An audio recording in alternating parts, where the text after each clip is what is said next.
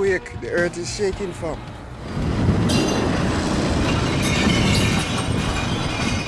Geliriz, geliriz.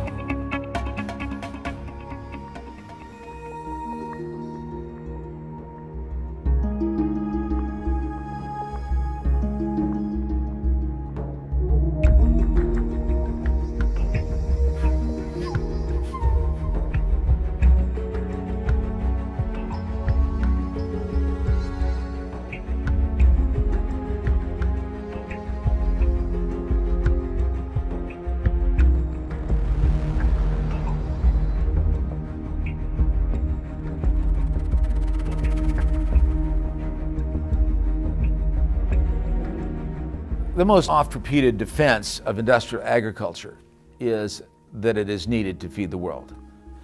This is wrong in so many ways. It is really important to know that industrial agriculture primarily sells commodity crops, not food crops. That's what makes its big money. But the other thing is that there have been peer-reviewed studies by the United Nations, by Michigan State, by other universities and entities around the world that have said, you know what, the only way we're going to feed the world is through medium and small-sized farms that use organic or other sustainable methods. Because that's the only way we're going to get the diversity of foods that we need to feed the world. You cannot feed the world based on those huge monocultures. We know through our loss of topsoil, through our loss of water supply, we know through the poisoning of our wildlife. I mean, 75% of all endangered species on our list are there because of farming and ranching. We know through the destructions of our great river systems. We know through what's happening in childhood obesity and the epidemic of childhood cancers. We know, and through the brain damage that's happening through the toxins in our food. We know that our industrial food system has caused enormous environmental harm. We know it threatens our health and our children's health. So it's an environmental crisis and it's a health crisis. But I would also say to everyone out there, it's a moral crisis. Every decision that I make, that you make, that your community makes on the foods that we buy, the foods that we feed our children, the foods that we grow, is going to create a different food future. If you go to a fast food place, if you buy industrial food, that's what you're feeding. That is the monster you're feeding. So you're not a mere consumer, you are helping create that terrible world that we need to get rid of. Or you're going organic and beyond, you're going non-GMO, making the right choices, going local, appropriate scale, and that is then creating this new food future, the one that we need to have healthy people, to have a humane system, a socially just system, and a healthy planet.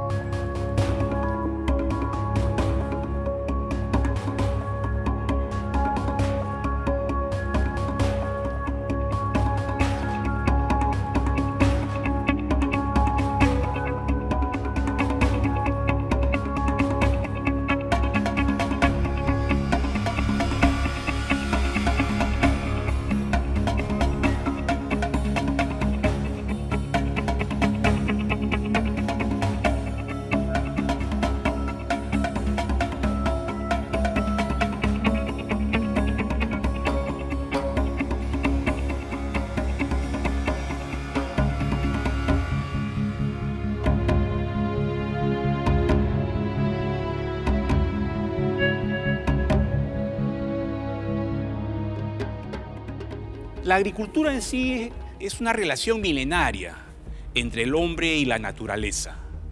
La agricultura no solamente es una actividad productiva, económica, es también una filosofía de vida. Pero ¿qué ha estado pasando actualmente? Vemos situaciones en las cuales cosechamos utilizando gran cantidad de agrotóxicos a través del uso de pesticidas de todo tipo, insecticidas, fungicidas, herbicidas, acaricidas. La agricultura se ha convertido como si fuera una actividad de guerra. El ser humano le ha declarado la guerra a todos los componentes del ecosistema y todo aquello que le resta un poco de lo que podría ser su cosecha, lo ve como un enemigo. Entonces lo que era un insecto ya lo ve como una plaga. A las hierbas naturales ya no lo ve como una hierba natural, lo ve como una maleza. Y lo trata así despectivamente, ¿no? Y trata de eliminarlo. A los pájaros que logran alimentarse algo de las cosechas, también los ve como enemigos y trata más bien de exterminarlos, ¿no? En la naturaleza, cuando no ha sido intervenida por el ser humano, nosotros encontramos una situación muy distinta. Todos los componentes se mantienen en equilibrio. Entonces lo normal, lo natural, siempre ha sido respetar las estaciones del año, consumir los productos de estación. Habían técnicas como para poder conservar y preservar los alimentos, ¿no? Entonces esas cosas también hay que rescatarlas. A veces solamente pensamos que sea orgánico, que no tenga pesticida, y eso está bien, pero también a eso hay que sumarle lo que les comenté, los otros costos. No solamente el costo ambiental, también el costo social que puede ir detrás de todo esto. Cuando uno quiere sentir y vibrar y darse cuenta que uno es parte de la naturaleza, tenemos este gran medio, ¿no? Cultívense, cultiven situaciones, edúquense, y la agricultura es un excelente medio.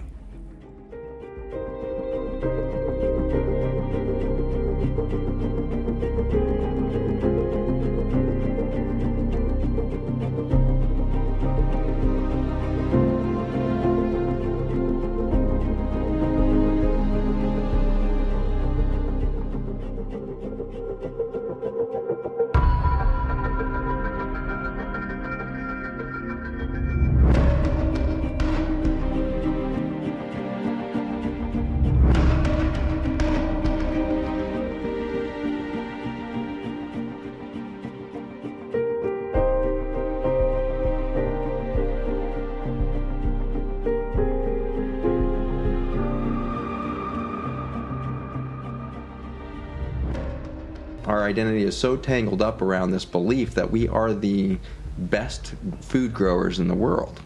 And so to dismantle that belief, that humility that it takes to say, we're growing the worst food on the planet, the least nutrient delivery of any food system in the world perhaps, but there's something more insidious at play that we didn't understand until we were on the ground with these farmers, is that in a culture and in a state where 85 to 90% of the ground is under chemical farming, there is a collective subconscious agreement or contract socially in that farm community that you don't talk about this.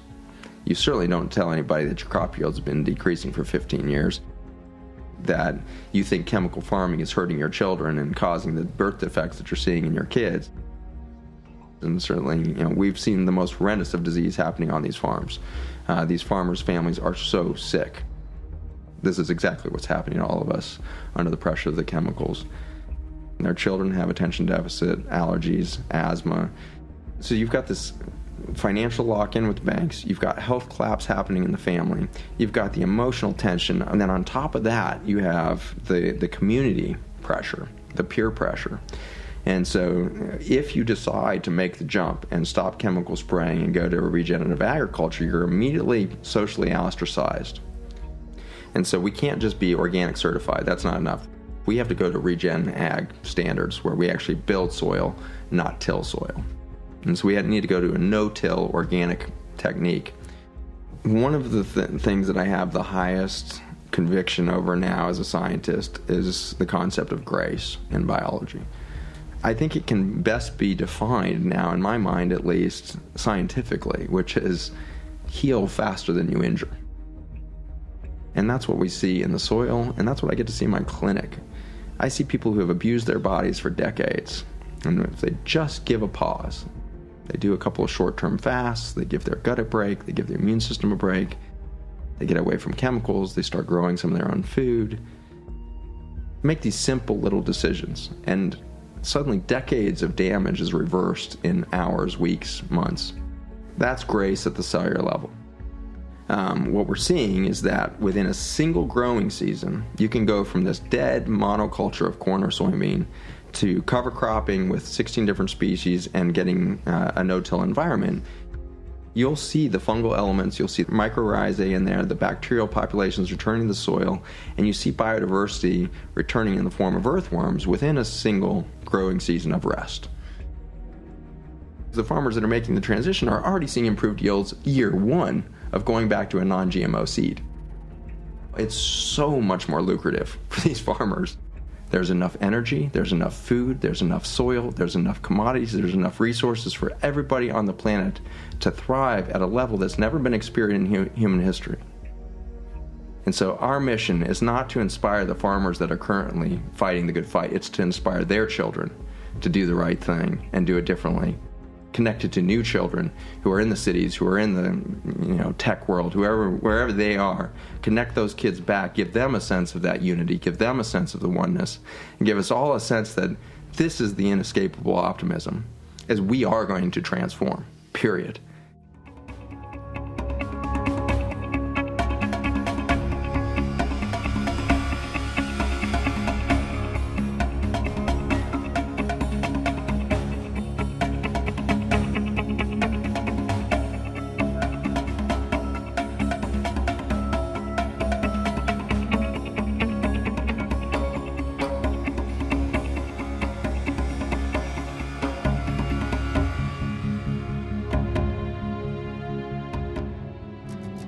In order for us to live sustainably, the structures that meet our basic needs must work towards regeneration rather than consumption and depletion.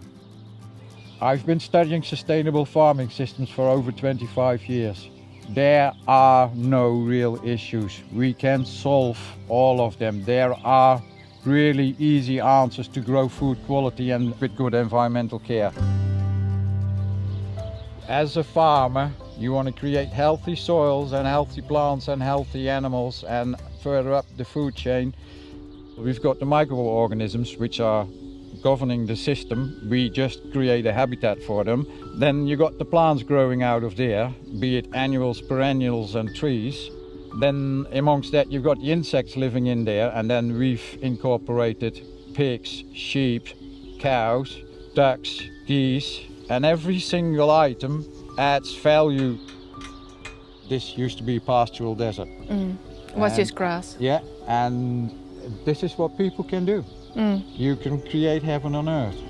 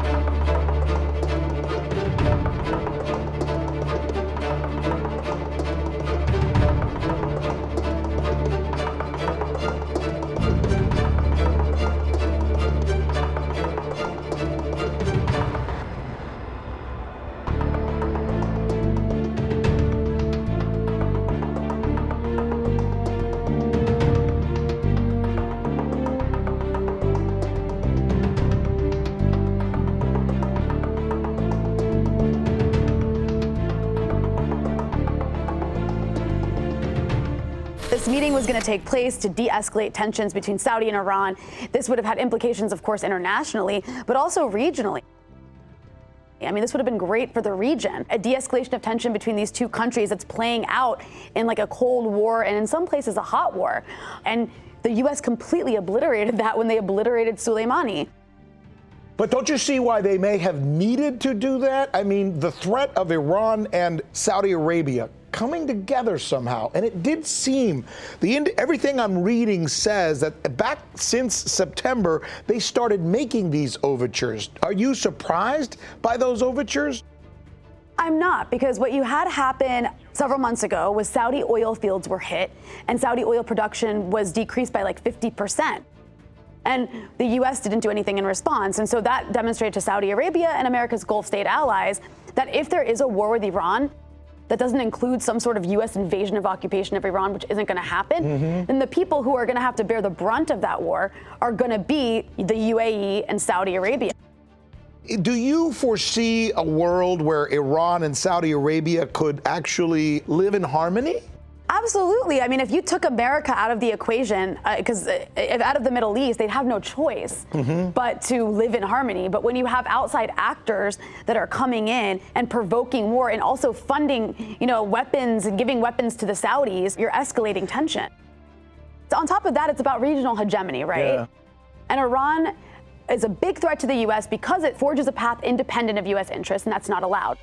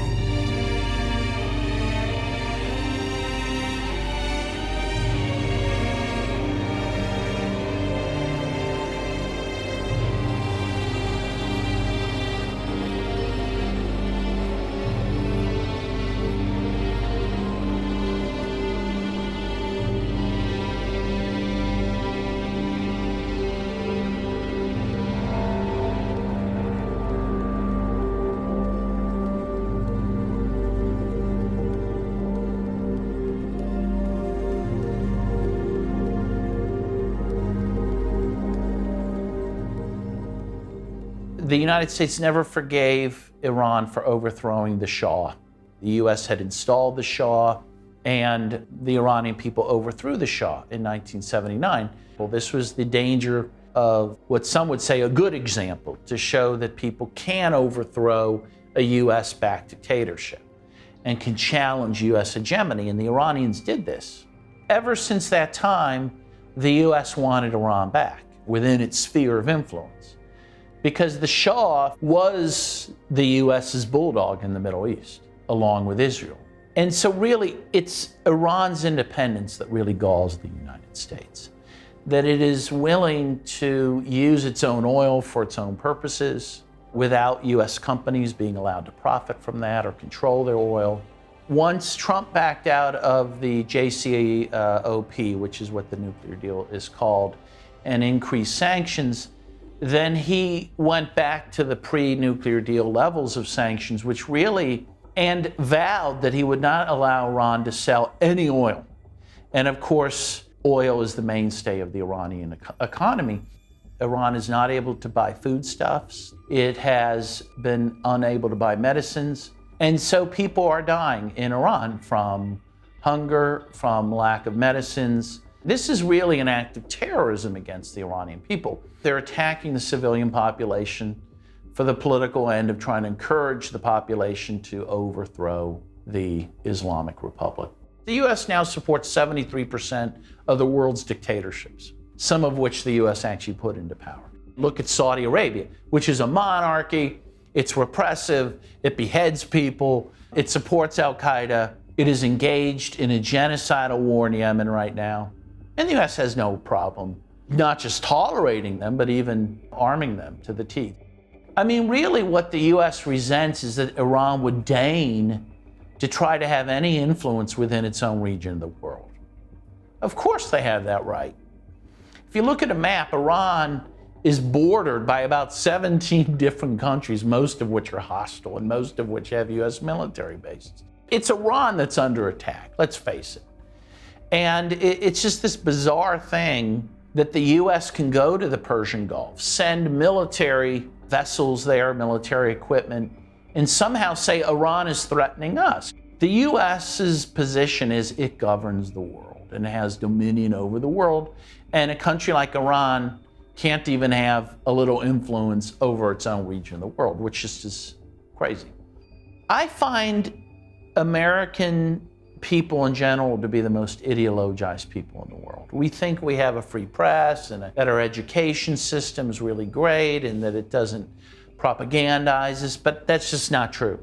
We've been led to believe that we're an exceptional nation, that we are unique in our freedoms and our democracy, and that we have the right, therefore, to spread democracy and freedom around the world, even if that we have to kill 1 million people in a place like Iraq to do it.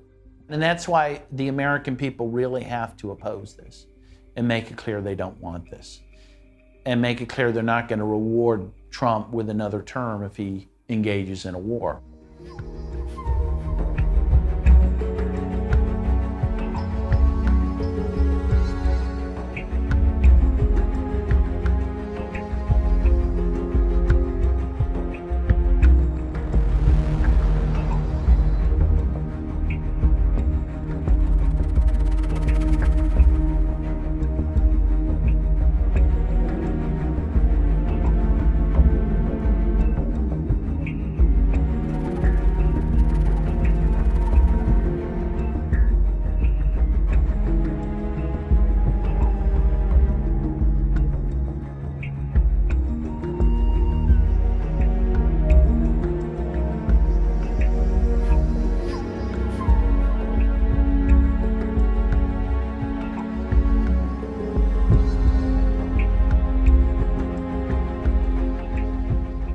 Diese neue Seidenstraße soll Asien über den Nahen Osten mit Europa verbinden. Das ist wirklich das wichtigste Projekt dieses Jahrhunderts und auch das gefährlichste Projekt dieses Jahrhunderts. Wenn das tatsächlich fertiggestellt wird, dieses Projekt, dann ist es mit der Vorherrschaft der Amerikaner vorbei. Und die USA sind natürlich nicht bereit, da einfach nur da zuzugucken, sondern versuchen das auf alle möglichen Arten und Weisen zu torpedieren. Man muss sehen, dass der Iran innerhalb der Seidenstraße eine ganz bestimmte Rolle spielt. Der soll der Energielieferant für dieses europäische, asiatische Projekt werden, weil die eben diese riesigen Vorräte an Öl haben und vor allem haben die größten Erdgasvorräte der Erde. Und das Zweite ist die strategische Rolle des Iran. Der Iran liegt genau zwischen dem Kaspischen Meer im Norden und dem Persischen Golf im Süden. Das ist also praktisch das Nadelöhr der Seidenstraße. Wenn es dort zu einem größeren Krieg kommen würde, würde diese Seidenstraße da genau in der Mitte unterbrochen werden. Und das wäre natürlich geostrategisch für die USA ein Riesenvorteil gegenüber China. Der Konflikt mit dem Iran ist ja systematisch verschärft worden von den Amerikanern. Also die haben das Atomabkommen gekündigt, die haben die Botschaft in Israel von Tel Aviv nach Jerusalem verlegt. Also die haben alles getan, um diesen Konflikt weiter anzuheizen. Und das ist jetzt nur die nächste Eskalationsstufe darin. Der Iran selber ist für die USA als Energielieferant völlig uninteressant. Weil die USA haben ja eine ganz wichtige Entwicklung hinter sich über diese Fracking-Industrie. Also die USA waren bis vor einiger Zeit ein großer Importeur von Erdöl und Erdgas. Das sind sie inzwischen nicht mehr, sind inzwischen zum Exporteur geworden. Das heißt, die sind davon nicht mehr abhängig. Also die Ölinteressen und die Gasinteressen im Nahen Osten spielen keine so große Rolle mehr. Es geht da nur noch um Geostrategie. Man muss sehen, dass die USA insgesamt weltweit ja im Niedergang sich befinden. Die wirtschaftliche Stärke der USA, die ist nicht mehr die von früher. Inzwischen als Handelsmacht sind sie überholt worden von den Chinesen. Ich glaube, dass das amerikanische Finanzsystem an einem Punkt angekommen ist, an dem nur noch das Fluten des Systems mit noch mehr Geld dieses System am Leben erhalten kann und wo es dann endgültig zusammenbricht. Aber die USA klammern sich im Moment auch außer ihrer militärischen Herrschaft auch noch an die Übermacht des Petrodollars. Der US-Dollar ist immer noch die stärkste Währung der Welt.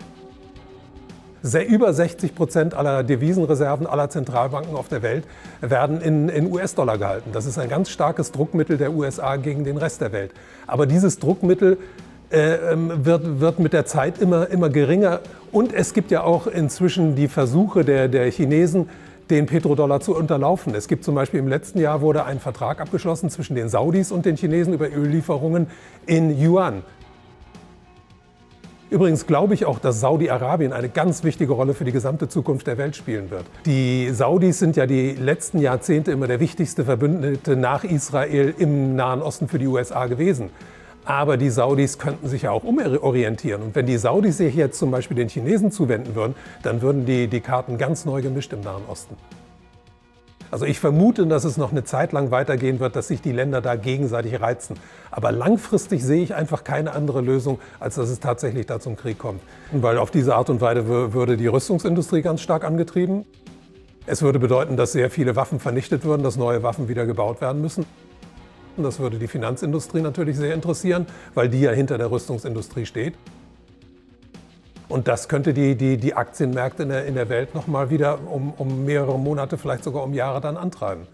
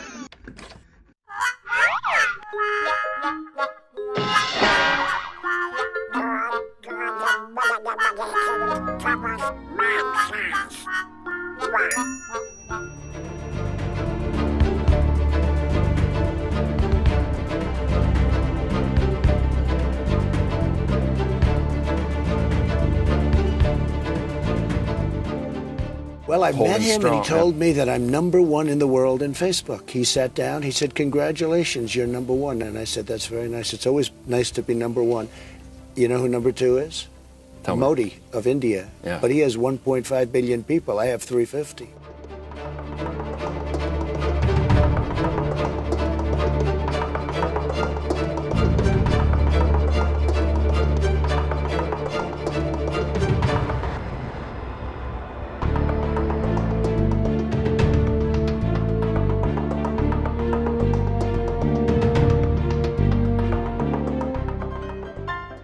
Let me explain how the world works, okay?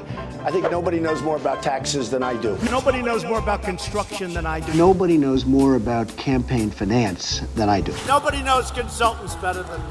I know more about drones than anybody. And I think I know more about the environment than most people. I know a lot about wind. I know more about ISIS than the generals do, believe me. Nobody in the history of this country has ever known so much about infrastructure as Donald Trump. I know a lot about wind. I understand the power of Facebook, maybe better than almost anybody. I know more about courts than any human being on earth. Nobody knows more about banks than I do. Nobody knows more about trade than me. I understand politicians better than anybody. Nobody knows politicians better than me. I think I know more about the other side than almost anybody. Who knows the other side better than me? I understand things. I comprehend very well. Okay? Better than, I think, almost anybody. The truth is, I'm actually a modest person, very modest. In fact, many people tell me that modesty is perhaps my best quality.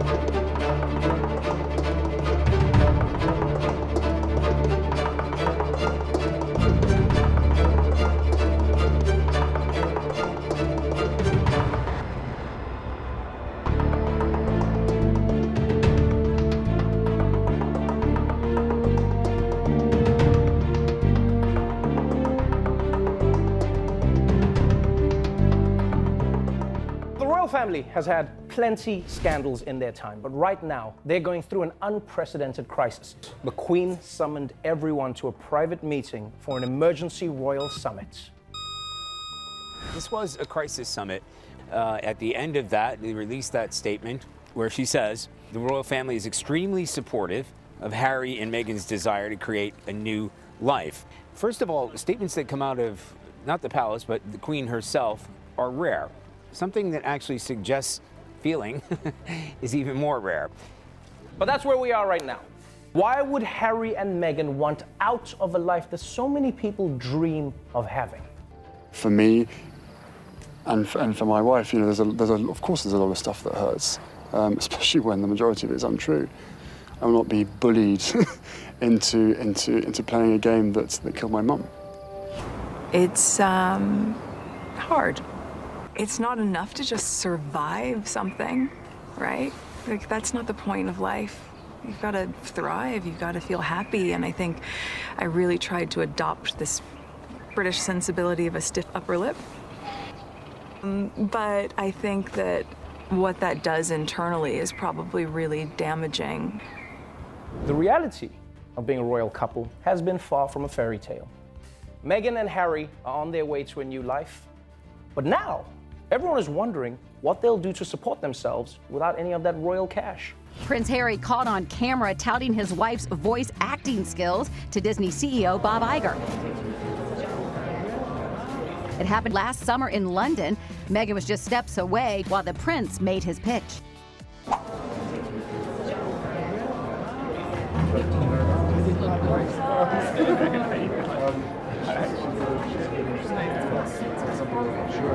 Well, good news, Meghan's already got herself a job.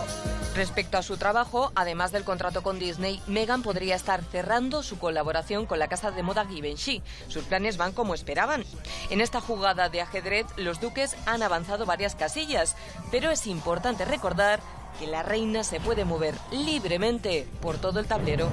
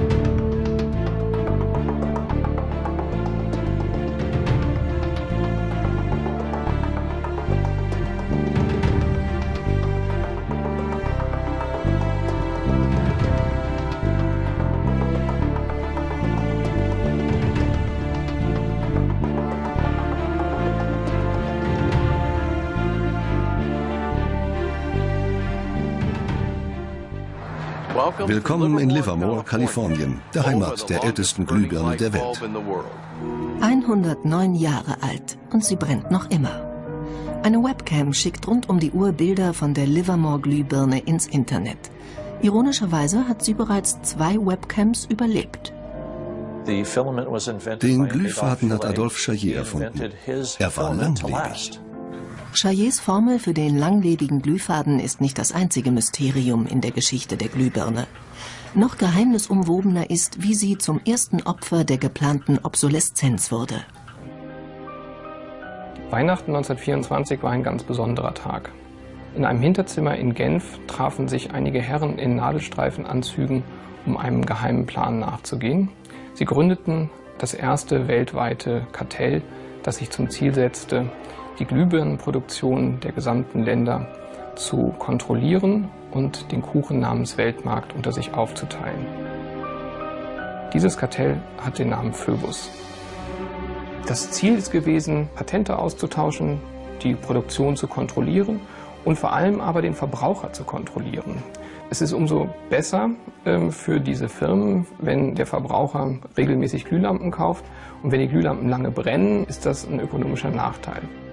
Also hat man sich bei Phöbus gedacht, beschränken wir einfach die Lebensdauer dieser einzelnen Glühbirnen auf 1000 Stunden.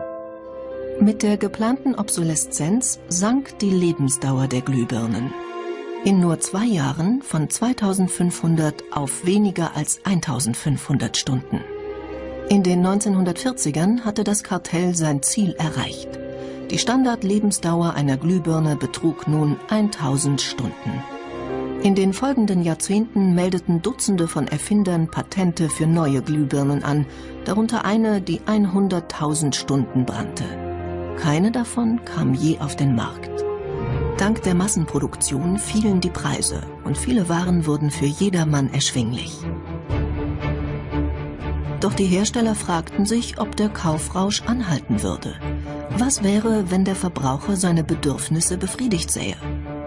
Schon 1928 warnte ein einflussreiches Werbemagazin: Ein Artikel, der nicht verschleißt, ist eine Tragödie fürs Geschäft. 1929, nach dem Börsenkrach an der Wall Street, war es mit der Konsumgesellschaft dann erst einmal vorbei. Die USA stürzten in eine tiefe Rezession. Bernard London, ein bekannter Immobilienmakler, wollte, um die Depression zu beenden, die geplante Obsoleszenz zur Pflicht machen. Londons Vorschlag sah vor, alle Produkte mit einem Verfallsdatum zu versehen, nach dessen Ablauf sie amtlich als tot galten. Verbraucher sollten sie dann bei einer Behörde abliefern, wo sie zerstört würden. Einen Artikel über das Verfallsdatum hinaus zu behalten, sollte strafbar sein. Bernard London glaubte, dass durch geplante Obsoleszenz die Industrie wieder in Schwung kommen würde. Die Menschen würden wieder konsumieren und bald jeder eine Arbeit haben. Bei den Ingenieuren gab es einen Paradigmenwechsel. Die alte Schule sah es noch als ihre Aufgabe an, ein Produkt herzustellen, das nie kaputt ging. Die neue Schule war vom Markt gesteuert und an möglichst vergänglichen Produkten interessiert. Die Debatte war vorbei, als das neue Ingenieursdenken die Oberhand gewann. Unsere Wachstumsgesellschaft ist wie ein Rennwagen, der mit voller Geschwindigkeit dahin rast, aber keinen Fahrer mehr hat. Das Ende ist vorhersehbar. Entweder fährt sie gegen eine Wand oder stürzt in einen Abgrund.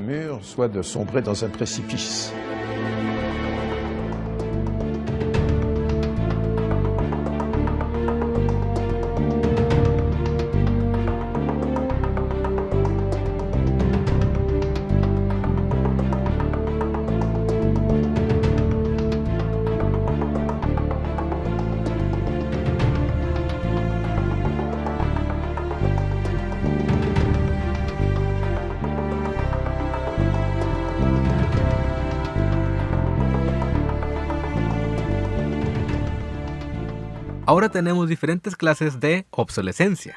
La obsolescencia por defecto, incompatibilidad, psicológica y ecológica. Por defecto se refiere cuando un componente electrónico del dispositivo deja de funcionar. En estos casos, repararlo sale más caro que comprarse uno nuevo. La incompatibilidad se puede dar a nivel software o hardware. Cuando se trata de software es porque cada actualización empeora el rendimiento del dispositivo. Mientras tanto, la incompatibilidad a nivel de hardware se da cuando cambias un componente dañado por otro que es idéntico, pero por ser de diferente serie, tu dispositivo ya no quiere prender o sale un error que no te permite utilizarlo. Por otra parte, tenemos la obsolescencia psicológica. Este es el método que utilizan las empresas en sus campañas de publicidad, donde hacen todo lo posible para que tú percibas un producto como viejo o pasado de moda. Apple y Samsung abusan de esto, donde cada año presentan los mismos celulares, pero con mejoras muy leves. Por último les presento la obsolescencia ecológica, la cual promueve que utilices dispositivos con componentes menos agresivos al ambiente. Sin embargo, estos dispositivos ecológicos tienen menos vida y a la larga dañan más el ambiente porque no se pueden reciclar de forma sencilla. No les pido que dejen de consumir, pero sí traten de regular y exigir un mejor producto.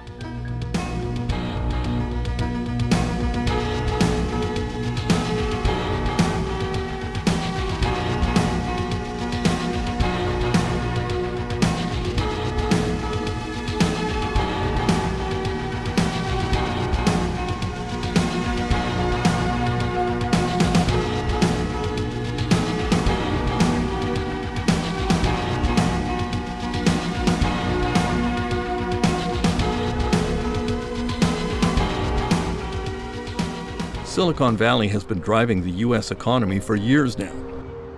But there is growing scrutiny on the questionable business practices of Apple and other star companies here, and a growing movement to make them more accountable to consumers. Apple's perspective is that they want complete control over the device from the moment that you buy it all the way through the end of life. So this is the pentalobe screw. It's on the bottom of the MacBook Pro. It's not like any screw that you've seen before. And it turns out that Apple invented their own screw. It's purely they want to make the devices harder for normal people to open with the tools that they already have laying around. Overall, Apple tries to get you to purchase a new device instead of repair your old one. So this is a MacBook Pro that the Apple Store said would cost $1,200 to fix and wasn't worth doing. All right, let's take a look and see if that's true. See the pin that's sticking out? Okay. I got my set of tweezers over here, and I'm just going to try to push that back into the slot. As you can see, we've got an Apple, and we have a light. How often do people show up here with the Apple Store telling them it can't be fixed or it's too expensive to fix? Somewhere between 10 and 30 times a day. Many Apple customers are starting to wonder whether the company really has their best interest at heart. After an incident last winter, Apple faced a fresh allegation. Customers accused the company of a sneaky policy that pressured them to buy new smartphones. The performance of many phones was cut down after the latest operating system upgrade from Apple. It looked like a case of planned obsolescence, an effort to pressure consumers into buying new products when they didn't have to.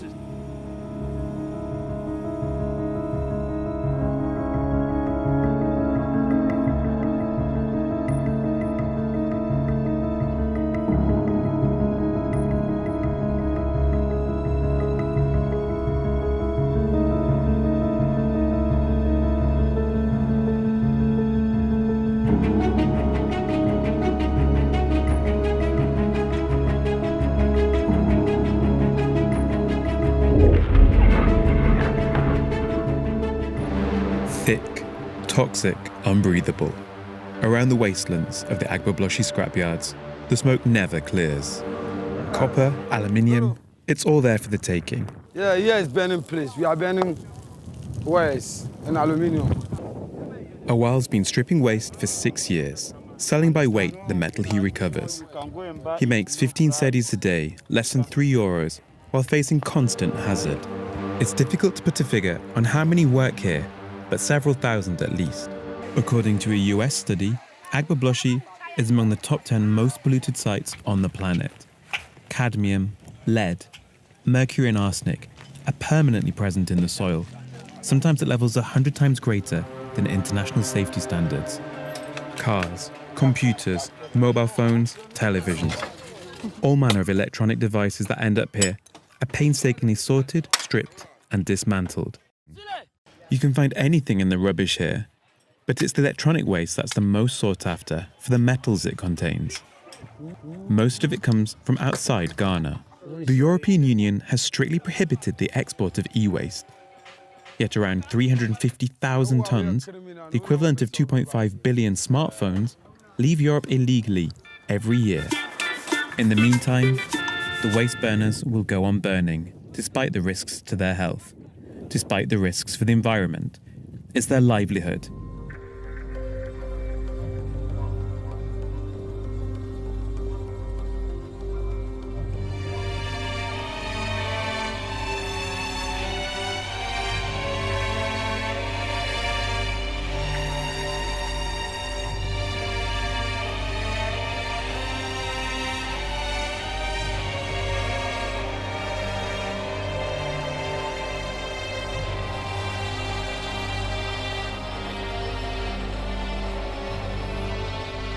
Para cambiar el sistema completamente, tenemos que cambiar el modelo industrial y el modelo económico. No podemos basarlo en el crecimiento permanente, sino en la sostenibilidad permanente. Y se puede hacer.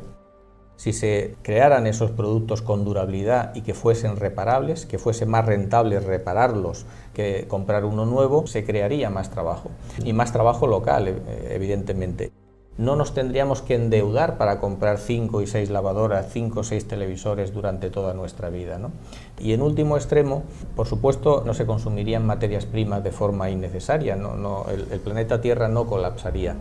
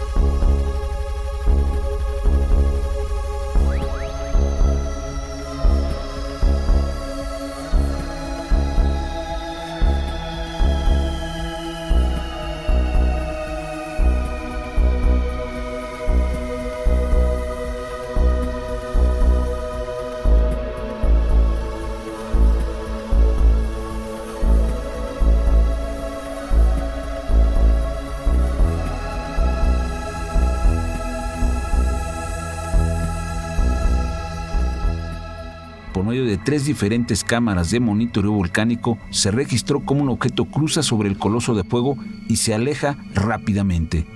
Una especie de cilindro, y cuando está sobre el cráter del volcán, parece emitir una especie de destello.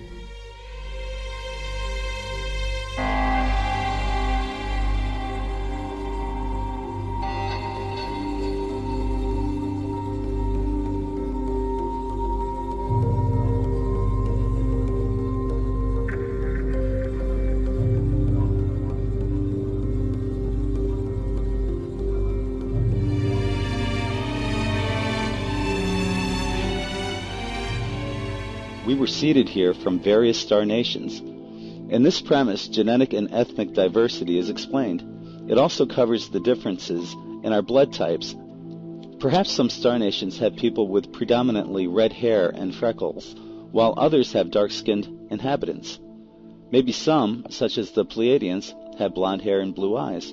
Perhaps we would look at ourselves differently if we saw a planet inhabited by various star nations, versus segregating ourselves from one another through patriotism, nationality, and prejudice.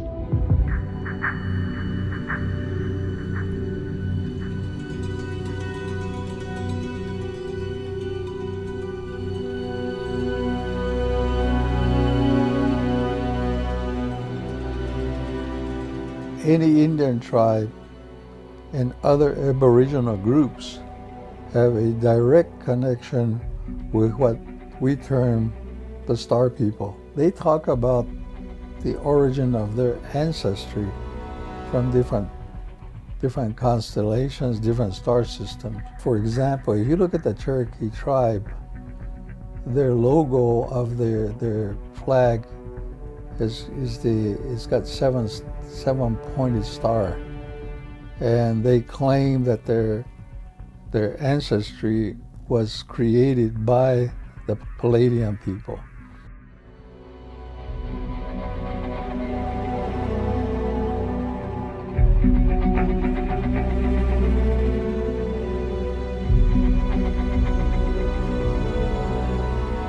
It's really our minds that are locked into the 3D and into like a materialistic view of reality. We are 3D going into 4D. We're a soul having a material experience in essence. And so we are able to go interdimensional. That's part of this package that we call humanity, the human vehicle that we operate and we exist within. Humans always tend to think that we're the only game out there. There is no alone in this universe or multiverse, actually. You'll see a true history of humanity in the visitation and the engineering, re-engineering, and bringing in different types of beings' DNA into our genome.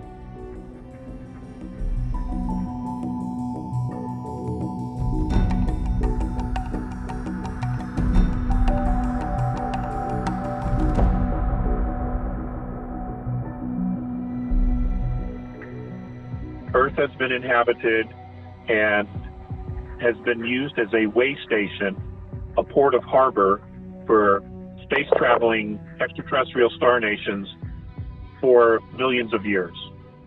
And many of us have direct spiritual reincarnational history with many of these star nations. Humanity is made up of at least 22 different extraterrestrial races, a genetic lineage to other star nations. So I think it's going to be the extraterrestrials who at some point sit down humanity and say, look, here's the whole story of who you are and how we got here and why we're here. And we're never going to get that from Earth religions.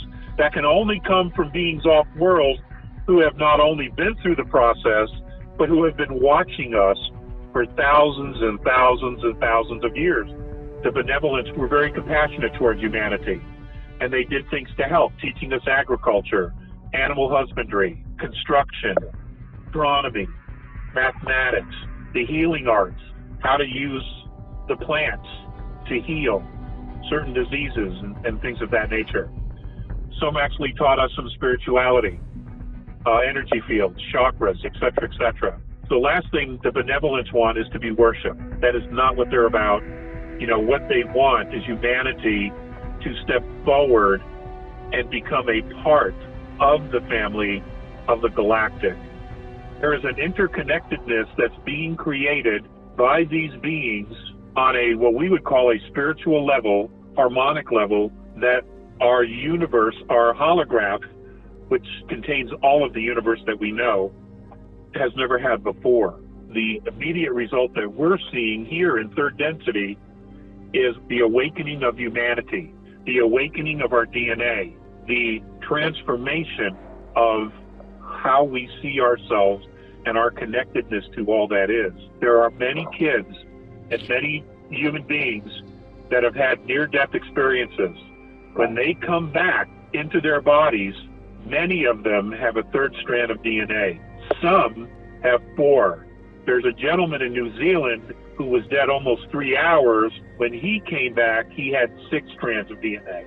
Humanity is beginning to remember that we are, in fact, multidimensional souls that got trapped in a physical dimension by being tricked and manipulated. And we're going to realize that the manipulation of race, color, and creed has been just that. We just need to step into the process and embrace it. And then the reality is that 95% of us is always multidimensional. What we see here in the physical is a very, very small piece of who we really are. 2 years ago, Jupiter picked up an additional 19 moons. Now we're being told that Saturn has picked up some additional moons. Most of these moons have a very specific mineral, and on our periodic chart, the only thing we would recognize would be quartz. Now, these asteroids have been brought into a orbit around these planets. It was a very orderly migration into the solar system. It was all managed. And some of the moons have already shown signs of being mined, and that was by other star nations that have already used this technology. What this mineral does is that you can create bows of boats, rods that will fit into lakes, oceans, housing on aircraft engines, and when you generate a specific harmonic frequency in this metal, it causes all of the protons and electrons of pollution to break down and decay and die, specifically radiation. It causes it to speed up its decay process, and it just falls to the bottom of the ocean. They brought this material here to help us clean up our world. Whenever this process truly begins, they're going to want us to take responsibility for not only the mining, but also the manufacturing and the cleaning of our environment to get everyone involved in this process. And it will help us to re-engage with our home planet, because most of us have detached from nature almost completely.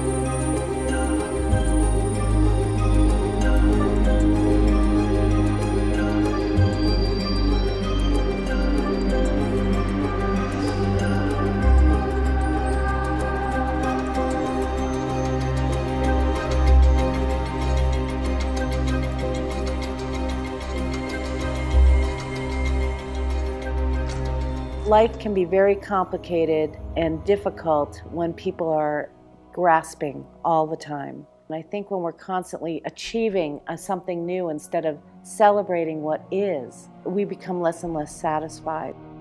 It's like a drug. Money is a drug, sex is a drug, shopping is a drug. It's a bottomless pit trying to satisfy ourselves. This culture, especially in the United States, this society really has this like succeed, excel. It's a consumer mentality. Do more, buy more, be more, have more, bigger house, bigger car, fill up a garage full of 10,000 rolls of toilet paper and buy as much as you can. And people have garages and storages and more stuff, and they have so much stuff they can't even store the stuff. They had to pay for a place to store the stuff that they can't even store at their own house. And this is the way people live. Just because you have more externally, it doesn't always correlate to being internally fulfilled. Those are two completely different things. And external, in your environment, the house, the cars, the stuff, is never fulfilling. It's short term. You get the fulfillment, you buy it, you have it, you play with it, and you get the short term, like instant gratification type of thing. But just like a child with a new toy, you run out of motivation after a little while and you're on to the next toy. I think for those people who don't settle down their nervous system with meditation or who don't have a spiritual or creative practice, their mind is constantly traveling into the past, into the future, and into other people's business. And when that happens, they're not present for themselves and the world that's being revealed to them. And a Zen master might say, show me the future, show me your past, and there's no way to do it. Those questions, they stop the mind. Your mind will gyrate a little bit and then eventually it settles down. We dive into the source of everything. We started naming some of the qualities of it. It's eternal, it's ever-present, it's intelligent. That's the transcendence, is when we lose track of time and space and we transcend the element of materialism. When we recognize that every single material thing at its core is energy and everything is vibrating, then you can get a feeling for this nature of existence that is not as materially real as we tend to think. We sometimes get a feeling like there's something else going on here, that there's something much more connected, that in a very real sense, we're sharing the same dream. And so I recognize that I'm in some ways playing a role, but who I really am is so much bigger, so much more mysterious. It's eternal, it's infinite, it's timeless, it's connected to everything. I think mystics, philosophers, poets, they express the reality better than maybe you or I, because they allude to it. And that's the same with waking up to that which is looking through your eyes. You can call it anything you want. Some people call it self with a capital S. Some people call it spirit, God, soul, the great spirit, consciousness itself. It's that which animates all of this. It's what's residing at your deepest level. In some ways, experiencing a dark time, in some ways we're experiencing a renaissance. And so there's some threats to our existence right now. But we also have more and more people who are paying attention and more people who are looking for solutions in areas that we didn't look before. Get out there and do something nice for somebody and don't expect anything in return. Be kind. People need it. If we remember that the people who we complain about are human, that underneath their beliefs and ideologies, they're human beings, it opens up our ability to hear one another. We are the creation of the forces of life, living as long as the universe stays, which is forever, through the galaxy's nights and days. We'll live forever with the stuff of stars, ever changing, ever growing, born into this life, born into that, changing this form for the one that comes next, an eternal part of an eternal creation, a quintessential piece of divine revelation.